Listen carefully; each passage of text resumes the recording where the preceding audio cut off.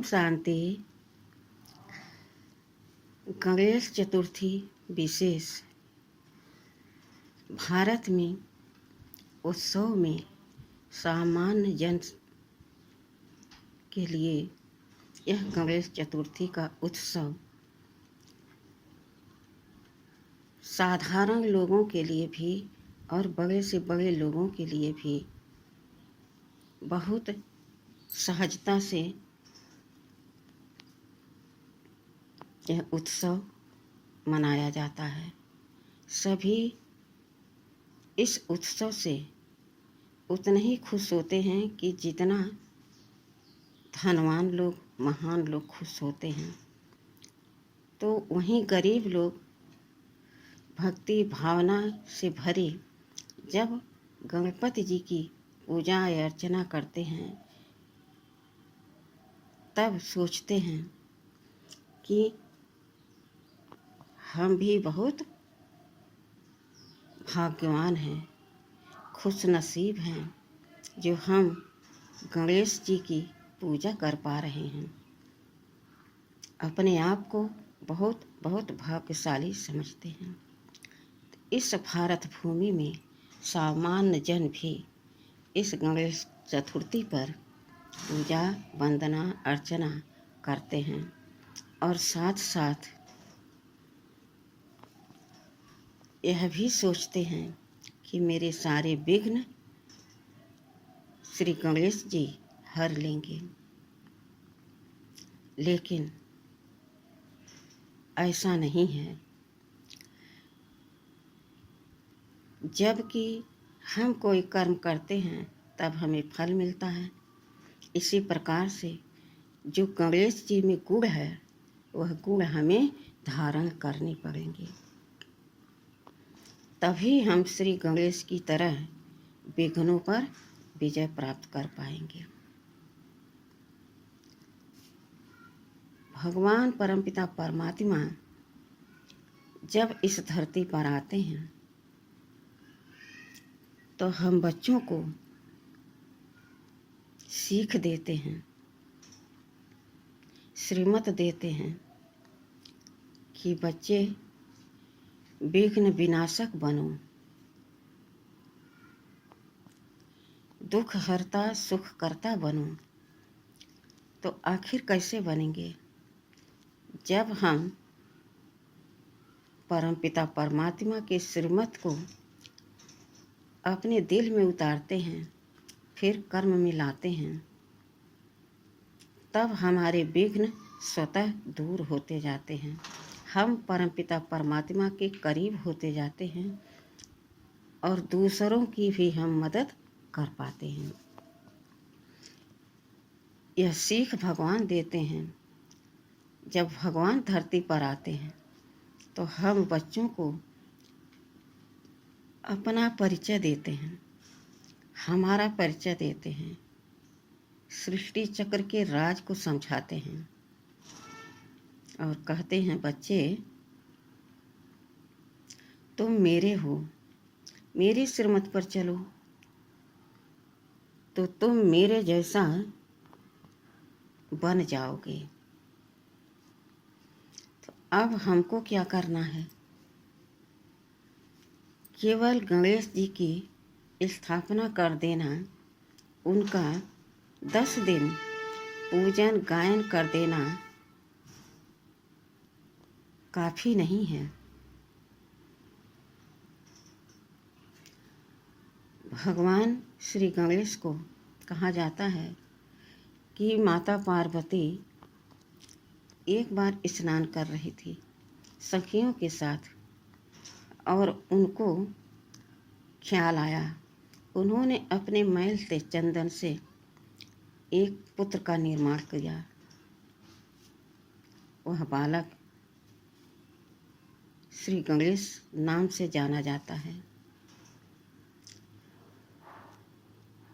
10 साल के बाद जब शंकर जी तपस्या करके लौटे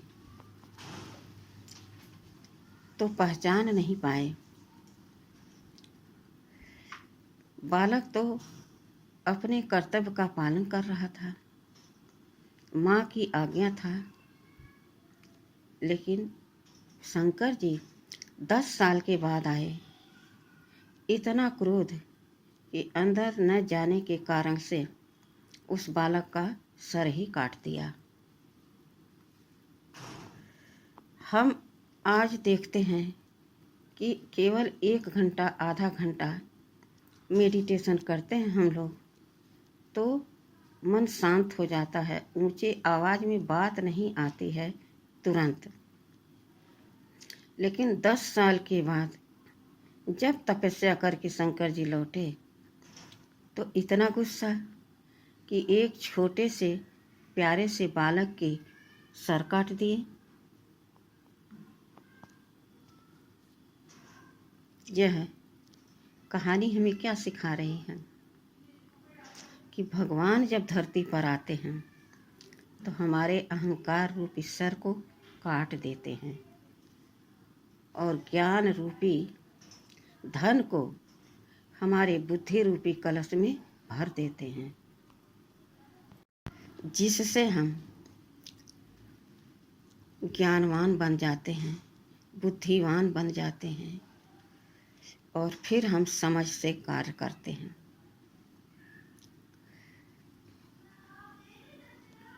फिर क्या करते हैं भगवान? कहते हैं कि बच्चे, आज तक जितना बातें तुमने सुना और किसी को सुनाया वह सब भूल जाओ। जितना कर्म किया किसी के साथ या अकेले में वह सब भूल जाओ। केवल मुझे याद करो और कर्म पर ध्यान दो, तो तुम्हारे कर्म सुकर्म बनते जाएंगे और तुम एक दिन मेरे समान संपूर्ण बन जाओगे। किसी भी प्रकार की कोई शक्ति की कमी नहीं रह जाएगी। तो कहते हैं अपने आप को नियमों में, मर्यादाओं में बांधकर हमें ईश्वरी मत पर चलना होगा। श्री गणेश जी विघ्नहर्ता, दुख हरता, सुख करता भगवान के बच्चे हैं, शंकर जी के बच्चे हैं। तो हम भी अपने परमपिता परमात्मा शिव के बच्चे हैं। दिखाया है कि गणेश जी का पेट बहुत बड़ा है। कहा जाता है कि कोई बात कोई सुनता है उसके पेट में पचता नहीं है, तो वही बात दोहराता रहता है, जहाँ तहाँ उसी बात की चर्चा करता रहता है, तो वैसा काम ही करता है। लेकिन जब हम भगवान की बात को सुनते हैं, उस पर मनन चिंतन करते हैं, तो हम भगवान के कहे अनुसार अपना कर्म भी करते हैं, तो हम श्रेष्ठ विशेष श्री गणेश जैसा बन जाते हैं। साथ में दिखाया जाता केला का पत्ता डंगाल काट के एक तरफ लगाया जाता है और दूसरे तरफ लक्ष्मी जी को दिखाया जाता है। वृक्ष यानी एक काटते हैं दूसरा तैयार होता है। कभी भी भगवान के श्रीमत का जो ज्ञान हम लेते हैं उसका विनाश नहीं होता है। ज्यों-ज्यों हम सुनते हैं त्यों ज्ञान हमारे अंदर बढ़ता जाता, हमारी बुद्धि तीक्ष्ण होती जाती है, तेजस्वी होती जाती है, धारण कर लेती है तुरंत। तब हम उस स्वर्णिम दुनिया में आने के लायक बनते हैं। दिखाया जाता है कि लक्ष्मी के हाथ में सोने की माला है और ऐसी दुनिया में जब हम जाएंगे तो हमको यह सब प्राप्त होगा। साथ में कमलापति भी कहा जाता है, लक्ष्मी जी को कमला भी कहा जाता है, अर्थात कमल के फूलों के आसन पर खड़ी हैं, हाथों में मोतियों की माला रखी हुई हैं। इसका प्रतीक है कि इस पुरानी कलयुगी तमोगुणी दुनिया से उपराम हो चुकी है आत्मा, एवर पेवर बन चुकी है वह आत्मा। तो हमको ऐसा बनना है, न कि हमें श्री गणेश जी की स्थापना करनी है, पूजन करना है, उनका गायन करना है। हमको भी उन जैसा बनना है। तो अपने पेट को इतना बड़ा कर लो कि कोई भी बात किसी से कहनी न पड़े, स्वयं में समा जाए। दूसरी तरफ वहीं आंखें उनकी इतनी छोटी कि बहुत दूर की चीज़ें देख सकते हैं। जब हम दूर की चीज़ देखते हैं तो मेरी आंखें छोटी हो जाती हैं। हम बहुत गौर से देखते हैं तो आंखें मेरी छोटी हो जाती हैं। लेकिन दूर देखने का अर्थ कि दूर तक का पहले सोचो कि इस कर्म का परिणाम क्या होगा, तब हम उस कर्म को करना शुरू करें। साथ ही में रस्सी दिखाई जाती है कि जब भगवान आते हैं तो हमें सबसे पहले ईश्वरीय मर्यादाओं पर चलना सिखाते हैं, अर्थात नियम संयम से चलना सिखाते हैं। उस पर जब हम चलते हैं तो हम नियमों में बंध जाते हैं, ईश्वरीय मर्यादाओं में बंधे रहते हैं और ईश्वर की मत पर चलते रहते हैं।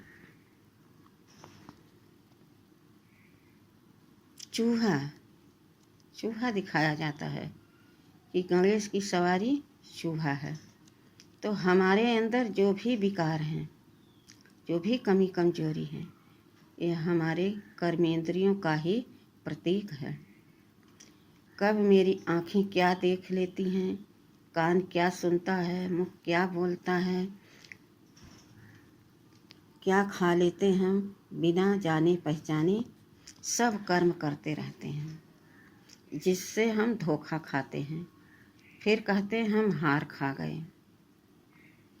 तो हमको परख शक्ति होनी चाहिए, निर्णय शक्ति लेने की हमें शक्ति होनी चाहिए। वह तब होगा जब हम नियमों में बंध कर ईश्वरीय मर्यादाओं पर चलेंगे। साथ ही में गणेश जी के इतना बड़ा सूंड दिखाया जाता है। वह सूंड बड़े से बड़े पेड़ को उखाड़ देता है, लेकिन छोटे छोटे शिशु को भी इतने प्यार से उठाकर अपनी पीठ पर बिठा लेता है।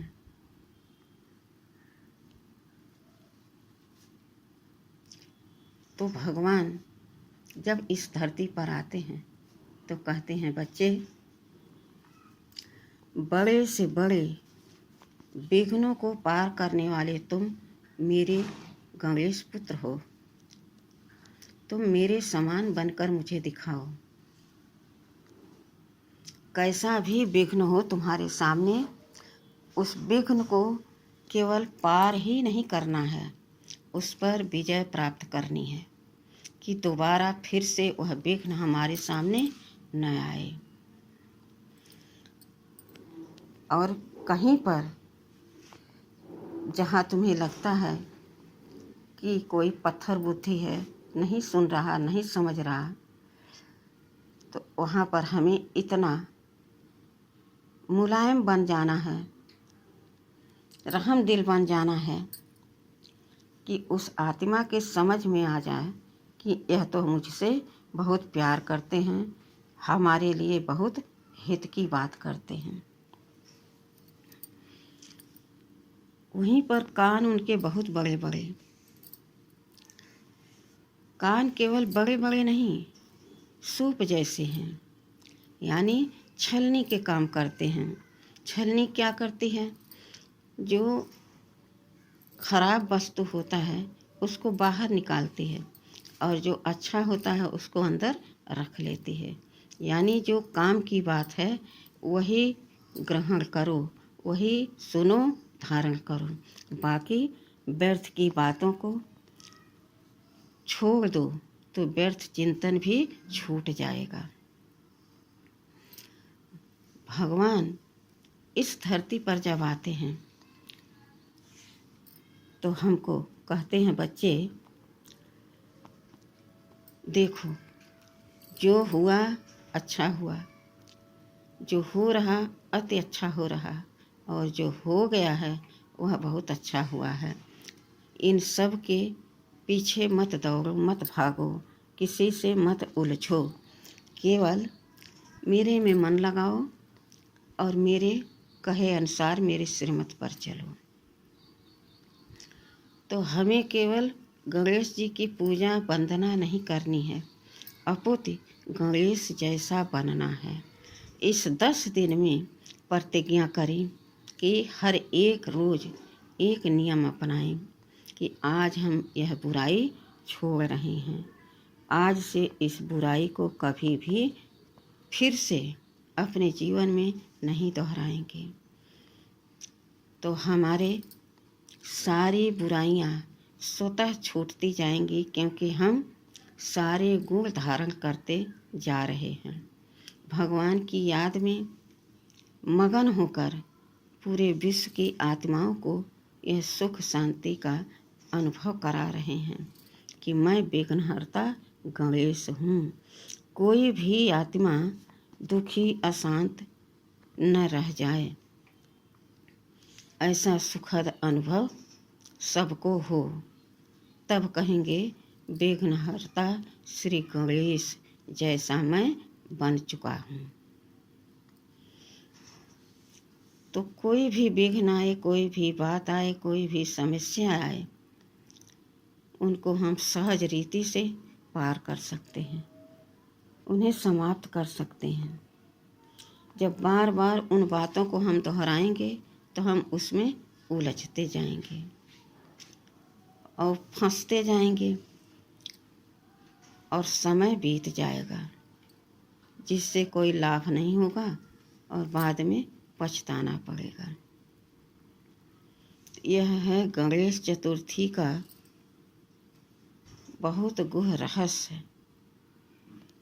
इस रहस्य को जिसने समझ लिया उसका बेड़ा पार हो गया। यह गणेश चतुर्थी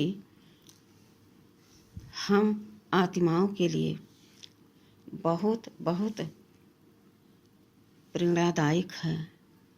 हर एक अलंकार गणेश जी का ज्ञान युक्त है, युक्त है।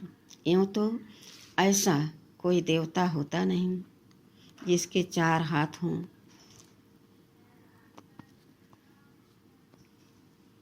और इतने लंबे हाथी के सूंड सर लगा दिए गए हों। एक आम इंसान को कोई ऐसा नहीं कर सकता, तो वह तो देवता हैं। यह तो सब कहानियाँ शास्त्रों में बनाई गई है। हकीकत में तो जब भगवान इस धरती पर आते हैं कल्प के बाद, तब यह गुह रहस्य हमें समझाते हैं। और जब विशेषकर यह तिथि आती है, यह त्यौहार आता है, तो यह त्यौहार हमें कोई न कोई सीख जरूर दे करके जाती है। इतना सुंदर अनुभव करा करके जाती है कि अगर हम उस अनुभव को, उस रीति को अपनाएं तो हम श्री गणेश जैसा बन जाएंगे, विघ्नहर्ता बन जाएंगे, दुखहर्ता सुखकर्ता बन जाएंगे, क्योंकि हम सुखकर्ता के बच्चे हैं। भगवान कभी अपने बच्चों को दुख नहीं देते हैं। तो हमको भी भगवान जैसा बनना है। भगवान ने कहा भी है कि बच्चे, मैं सर्वशक्तिमान हूँ, तो तुम्हें मैं सर्व शक्तियाँ प्रदान कर रहा हूँ, टाइटल दे रहा हूँ कि तुम मास्टर सर्वशक्तिमान हो। फिर बाबा ने कहा, बच्चे जिसके पास शक्ति होती है वह निडर, निर्भय, निश्चिंत और सर्व का स्नेही, सर्व का प्यारा बनकर अपना जीवन व्यतीत करता है। तो हम अपने आप को समझें और ऐसा कर्म करें कि हम श्री गणेश की जैसा बने, तो हम भगवान के बच्चे मास्टर सर्वशक्तिमान की तरह पूजे जाएंगे।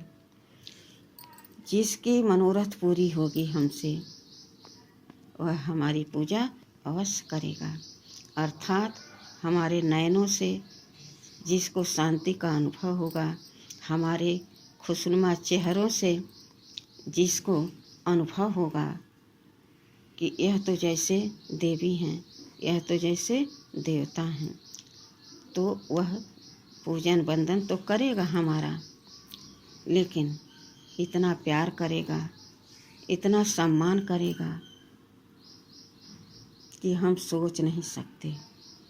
तो यहाँ के पदार्थों से, व्यक्तियों से, वैभव से, इस देह से मोह निकालकर एक परमपिता परमात्मा से हम संबंध जोड़ें, उन्हीं से रिश्ता निभाएं, उन्हीं की श्रीमत पर चलकर पूरे विश्व की सेवा करें।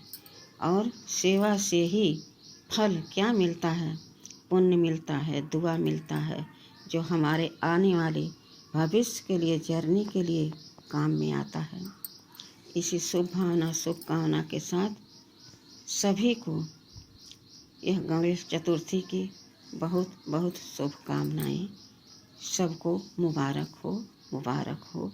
ओम शांति।